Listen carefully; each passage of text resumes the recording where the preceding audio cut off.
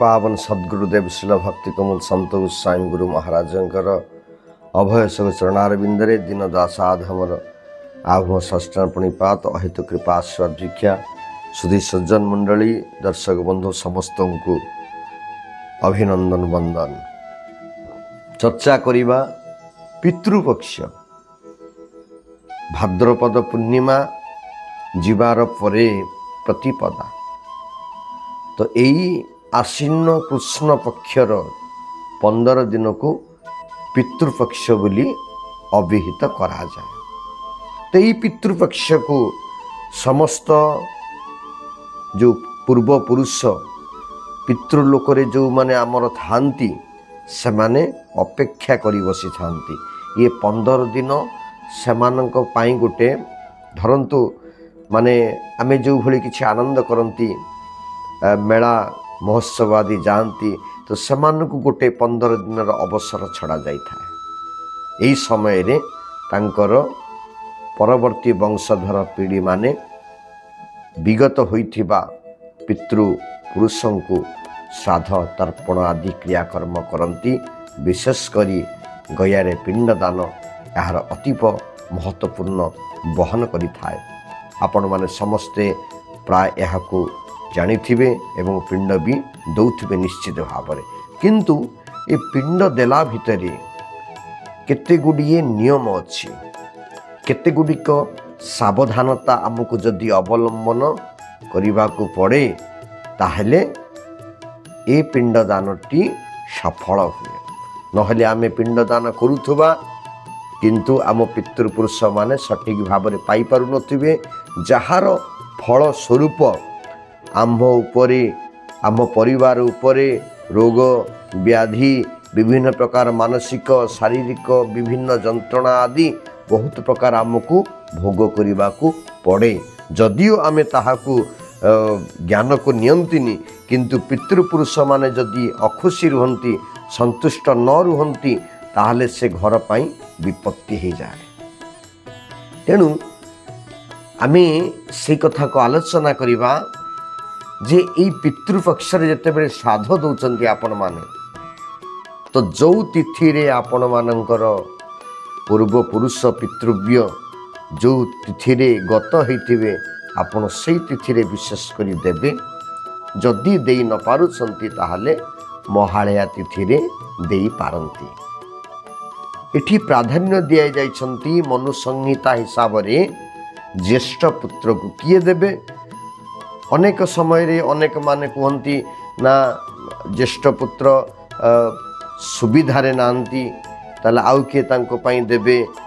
तो एक कथा विशेष भाव में मनु संहिता रे उल्लेख करा जाइछंती ना ज्येष्ठ कूलं वर्धयति विनाशयति वा पुनः ज्येष्ठ पूज्यतम लोके ज्येष्ठ सभीर गहित। एक कथा मनु संहिता रे कहले ज्येष्ठ पुत्र केवल मात्र प्राधान्य दिया जाइछंती ए पिंड को दबा पाई। आ ज्येष्ठ पुत्र मध्य अन्य पुत्र अपेक्षा एक भाग बेसी प्राप्त करिवो जहा शास्त्र रे अछंती।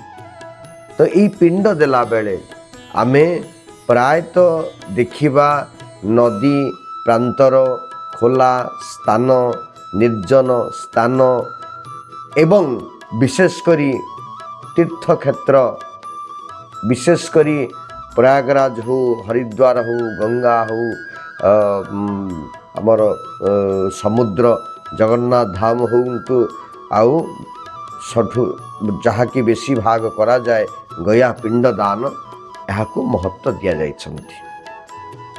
लिपिकी खोला स्थान रे गोबर आदि लिपिकी मध्य गोटे पवित्रतार सहित मध्य करा जाई पारे। तो यही जिते बेले आपण माने करूछंती तो विशेष भाव में एठी जदि आमे विष्णुंकर प्रसाद को व्यवहार करिबा ताहा अतीव मूल्यवान होता है पितृपुरुषों पाई। आ जदि आपण माने माने भगवान को समर्पित अछंती ताहले आपणक हस्तरु पितृपुरुष माने अति खुशी रे श्राद्ध नियंती। आ जदि नाहंती সেই দিনটি কেবল যেତେବେଳେ ଆପଣମାନେ ପିଣ୍ଡ ଆଦି ଦାନ କରୁଛନ୍ତି সেই ଦିନଟି କିଛି ନହେଲେ ଧୋତି ଏବଂ ତିଲକ ଏବଂ ଗୋଟେ ଭକ୍ତର ଯେଉଁ ପରିଭାଷା ଜଣେ ଭଗବାନଙ୍କର ଭକ୍ତର ସେଇ ପୋଷାକରେ ଆପଣମାନେ ନିଶ୍ଚିତ ଭାବରେ ପିଣ୍ଡଦାନ କରିବେ, ଯେଉଁ ପିଣ୍ଡଦାନ ପିତୃପୁରୁଷଙ୍କ ପାଇଁ ଫଳପ୍ରଦ। ଆଉ ଏହି ସମୟରେ ଆଉ କ'ଣ କରିବେ? ପିଣ୍ଡଦାନ ଦିଆଯାଉଛନ୍ତି। ପିଣ୍ଡଦାନ ଦେଲା ସମୟରେ ବ୍ରାହ୍ମଣମାନେ ଆସିଥିବେ, ବ୍ରାହ୍ମଣ ଭୋଜନ ଦେବେ।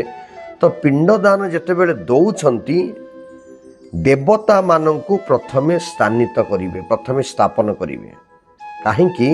ଯଦି ନ କରୁଛନ୍ତି ଦେବତାଙ୍କୁ ପ୍ରଥମେ ସ୍ଥାପନ, ଆପଣମାନେ ଦେଖିପାରୁନାହାନ୍ତି, କିନ୍ତୁ ଆମ ଅଦୃଶ୍ୟରେ ଅନେକ ଆସୁରିକ ପାଶବିକ ଶକ୍ତି ଏଠି କାମ କରୁଥାଏ। ତେଣୁ ଯେଉଁଟାକି ରାକ୍ଷସମାନେ ଏ ପିଣ୍ଡକୁ ନଷ୍ଟ କରିଦେବେ, ସେଥିପାଇଁ ଦେବତାଙ୍କୁ ସ୍ଥାପନ କରାଯାଏ। ଆଉ ଶ୍ରାଦ୍ଧର ପ୍ରାରମ୍ଭରେ ଦେବତା ଆଉ ସମାପ୍ତିରେ ଦେବତା, ସେଠି ପିତୃବ୍ୟ ରହିବେନି ବା ପିତ୍ରାଦି ରହିବେନି, ଦେବତାଙ୍କୁ ମୁଖ୍ୟତଃ ଭାବରେ ନେଇ ପିଣ୍ଡଦାନ କରାଯାଏ। ଏବଂ ସେଠାରେ ବିଭିନ୍ନ କୁଶ ଆସନରେ ଅଲଗା ଅଲଗା ଆସନ ପୃଥକ ଭାବରେ ଆସନକୁ ସ୍ଥାପନ କରାଯିବ। ନିମନ୍ତ୍ରିତ ଯେଉଁ ବ୍ରାହ୍ମଣମାନେ ନିମନ୍ତ୍ରିତ, ତ ସେମାନଙ୍କୁ ଉପଯୁକ୍ତ ସସମ୍ମାନେ ବସେଇ ପିଣ୍ଡ ଶେଷରେ ସେମାନଙ୍କୁ ମଧ୍ୟ ଭୋଜନ ଆଦି ନିଶ୍ଚିତ ଭାବରେ ଦେବେ। ଏବଂ ଏଇ ଯେଉଁ ପରିବେଷଣ କରିବେ, ପରିବେଷଣ କଲାବେଳେ କେତୋଟି ସାବଧାନ ରହିବାକୁ ପଡ଼ିବ। ଯେହେତୁ ଆମେ ଆମର ସମ୍ବନ୍ଧୀ ଆତ୍ମୀୟ ସ୍ୱଜନକୁ ଦେଉଛନ୍ତି ପିଣ୍ଡ, ଜାତଶ୍ରୀ ଧ୍ରୁବ ମୃତ୍ୟୁ, କିନ୍ତୁ ଆମେ ଦୁଃଖରେ ମ୍ରିୟମାଣ ହେଇଯାଆନ୍ତି। ତେଣୁ ଯଦି ଅଶ୍ରୁପାତ ଆପଣ କରୁଛନ୍ତି, ଆପଣଙ୍କ ପିଣ୍ଡ ଆଉ ଆପଣଙ୍କର ପିତୃପୁରୁଷ ପାଇବେନି। କାରଣ ସେମାନେ ପିତୃପୁରୁଷ ପ୍ରେତବ୍ୟରୁ ପ୍ରେତ ପୁରୁଷ ଭାବରେ ଥାନ୍ତି।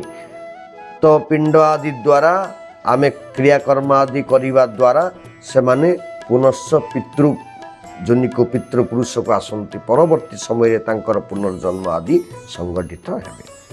ତେଣୁ ଏଠି ଯଦି ଆପଣ ଅଶ୍ରୁପାତ କରୁଛନ୍ତି, ଶାସ୍ତ୍ର କହିଲେ ମନୁସଂହିତାରେ ଯେ ସେ ଯେଉଁ ଭୋଜନ ଦେବେ ତାହାକୁ ପ୍ରେତ ଖାଇଯିବ। ଏବଂ ଯଦି କ୍ରୋଧ କରୁଛନ୍ତି, କୌଣସି କାରଣବଶତଃ ବିରକ୍ତି ଭାବ ଆସିଯାଇପାରିଥାଏ, ସେହି ସମୟରେ ବ୍ୟସ୍ତ ଦୃଷ୍ଟିରୁ ହୁଏତ, କିନ୍ତୁ ସାବଧାନ ରହିବେ। ଯଦି ବିରକ୍ତି ଭାବ ଆସେ, ତାହା ଆପଣଙ୍କର ଆଉ ପିତୃପୁରୁଷ ପାଇବେନି, ତାହାକୁ କିଏ ପାଇବେ? ନା ଶତ୍ରୁମାନେ, କ୍ରୋଧ କଲେ ଶତ୍ରୁମାନେ ଖାଇଯିବେ। ଏବଂ ଯଦି କୌଣସି ପ୍ରକାର ଭୋଜନ ଯଦି ପଦସ୍ପର୍ଶ ହୋଇଗଲା, ପାଦସ୍ପର୍ଶ ହୋଇଗଲା, ତାହାକୁ ମଧ୍ୟ ରାକ୍ଷସଙ୍କୁ ମିଳେ, ପିତୃପୁରୁଷଙ୍କୁ ମିଳେନି। ଆଉ ଆପଣ କୌଣସି ପ୍ରକାର ସେ ସମୟରେ ମିଥ୍ୟାଭାଷୀ ହେବେନି। ଯଦି ମିଥ୍ୟାଭାଷୀ ହେଉଛନ୍ତି, ତାହେଲେ ସେ ଭୋଜନ କୁକୁରକୁ ମିଳେ, ପିତୃପୁରୁଷକୁ ମିଳିବନି। ତେଣୁ ବ୍ରାହ୍ମଣକୁ ଭୋଜନ ଦେବେ ଏବଂ ପିଣ୍ଡଦାନ କରିବେ। ପିଣ୍ଡଦାନକୁ ଶେଷରେ ଗୋ ଗାଈ ହୁଅନ୍ତୁ, ବ୍ରାହ୍ମଣ ହୁଅନ୍ତୁ, ଛେଳି ହୁଅନ୍ତୁ ବା ଅଗ୍ନି ବା ଜଳକୁ ଆପଣ ପ୍ରେରଣ କରିବେ। ଏବଂ ଯେତେବେଳେ ଭୋଜନ ଦେଉଛନ୍ତି ବ୍ରାହ୍ମଣ ଭୋଜନ, ସେତେବେଳେ ଚାଣ୍ଡାଳ, ଶୂକର, କୁକୁର, କୁକୁଟ ଆଉ ରଜସ୍ୱଳା ସ୍ତ୍ରୀ, ନପୁଂସକ ଏମାନେ ଯେଉଁଭଳି ଦେଖିପାରିବେ ନାହିଁ, ସେଥିପ୍ରତି ସାବଧାନ ହେବେ ଏବଂ ପ୍ରାର୍ଥନା କରିବେ, ହେ ପିତୃପୁରୁଷ, ଆପଣ ମୋର ଏ ନୈବେଦ୍ୟକୁ ଗ୍ରହଣ କରନ୍ତୁ ଏବଂ ପ୍ରାର୍ଥନା କରିବେ ଆମ ପ୍ରତି କୃପା ଦୃଷ୍ଟି ରଖିଥାନ୍ତୁ। ତେଣୁ ଏଇଭଳି ଭାବରେ ଆମକୁ କେତେଟା ସାବଧାନ ଅବଲମ୍ବନ କରିବାକୁ ପଡ଼ିବ। ଦ୍ୱିତୀୟତଃ, ଯେଉଁଦିନ ଆପଣଙ୍କର ପିତୃପୁରୁଷମାନେ ଯାଇଛନ୍ତି, ଆପଣମାନେ ସେଇଦିନ ପିଣ୍ଡଦାନ କରିବେ ଏବଂ ନ କରିପାରିଲେ ଅନ୍ୟ କେଉଁ ଦିନେ ବି କରିବେ, ପିତୃପକ୍ଷ ଭିତରେ ବା ମହାଳୟରେ ଆପଣ କରିପାରନ୍ତି। ତ କେଉଁ ତିଥିରେ କ'ଣ କଲେ? ଆଜିଠୁ ତ ବିଶେଷ ଭାବରେ ପ୍ରତିପଦା, ତ ଶେଷରେ ଅମାବାସ୍ୟା, ମହାଳୟା। तो कौ दिन कले कि फल मिले आमे ताहाको आलोचना करिबा जे कौ दिन दबा कि फल पाइबा। असंतु तो जदि प्रतिपदा दिन आपण दौछंती ताहले धन प्राप्ति, द्वितीय संतान दायक पुत्र, जदि पुत्र कन्या बा संतान नहीं ताले संतानर आशा रहिबो। तृतीय आपण तृतीय देले पुत्र प्राप्ति, चतुर्थी शत्रुनाश, पंचम लक्ष्मी प्राप्ति, षष्ठ सर्वत्र पूजनीय आपण मानकर कीर्ति विस्तार हब, सप्तमी देले आपण आधिपत्य विस्तार करिपारिबे, अष्टमी देले बुद्धि उत्तम बुद्धि संपन्न हेबे, नवमी देले जो माने सांसारिक व्यक्ति कहा जाए से माने उत्तम स्त्री प्राप्त हेबे, दशमी मनोरथ पूर्ण हब, एकादशी आपण पितृपुरुष मानक पई यथेष्ट भगवान को पूजन करिवे, किंतु सेदिन पिंड दान करिवे नाही। आउ जदि वा पिंड दान करुछंती अन्न आदि पिंड दान करा जाई पारिबो नाही, अन्न विहीन शस्य विहीन करिवे, किंतु ताठु उत्तम द्वादशी रे पिंड दान करिबा। तेणु जदि द्वादशी रे पिंड दान आपण करुछंती ताले आपण सर्वत्र विजय लाभ करिवे, पितृपुरुष आपणकर अतिरिक्त प्रसन्न हेबे। त्रयोदशी रे जदि पिंड दान करुछंती संतान वृद्धि आउ मेधा बुद्धि दीर्घायु होचंती।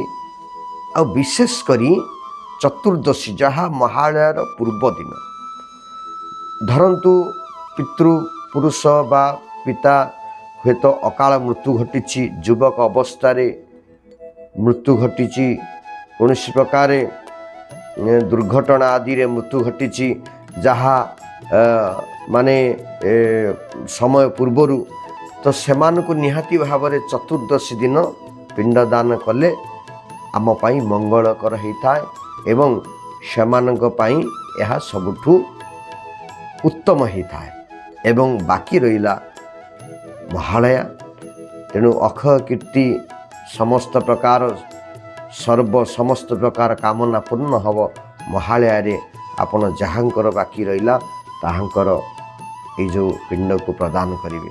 तेणु सबु परे भी भाद्रपद पूर्णिमार पर दिन ठू आ भाद्रपद पूर्णिमार कहीं भी पिंड दान भी करती।